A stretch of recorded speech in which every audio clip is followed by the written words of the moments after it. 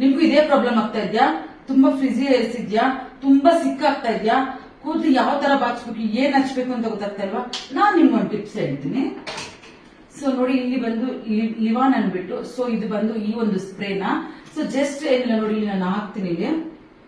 Cut ಮಾಡ ಹತ್ರ ನೋಡಿ. ಜಸ್ಟ್ ಒಂದು 2 ಡ್ರಾಪ್ಸ್ ನಾನು ಇಲ್ಲಿ ತಗೊಂಡಿದ್ದೀನಿ. ಸೊ 2 ಡ್ರಾಪ್ಸ್ ಶಿರಮ್ನ ನಾನು ಜಸ್ಟ್ ನೋಡಿ 2 ಕೈಗೆ ಈಗ ಹಚ್ಕೊಂಡು ನೋಡಿ.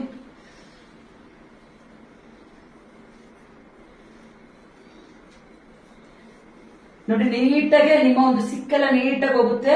ಕೂದಲು ಬಂದು ತುಂಬಾನೇ ಶೈನಿಂಗ್ ಕಾಣಿಸ್ತಾ ಇದೆ. ನೋಡಿ ಎಷ್ಟು ಶೈನಿಂಗ್ ಕಾಣಿಸ್ತಾ ಇದೆ ಕೂದಲು. ಸೊ ಇವಾಗ ನಾನು ನೋಡಿ ಕೂದಲು ಎಷ್ಟು ಆರಾಮಾಗಿ ಬಚ್ಚಿದ್ದೀನಿ ನೋಡಿ. ಅವಾಗಲೇ ನೀವೇ ನೋಡಿದ್ರೆ ನಾನು ಬಾಚ್ಬೇಕಾದ್ರೆ ಎಷ್ಟು ಕಷ್ಟ ಪಡ್ತಿದ್ದೆ. ಕೂದಲೆಲ್ಲ ಒಂಥರ ಗಂಟು ಕಟ್ಟಿರೋ ತರ ಆಗಿ ಡ್ರೈ ಆಗಿ ತುಂಬಾನೇ ಡ್ರೈ ಅನಿಸ್ತಿತ್ತು.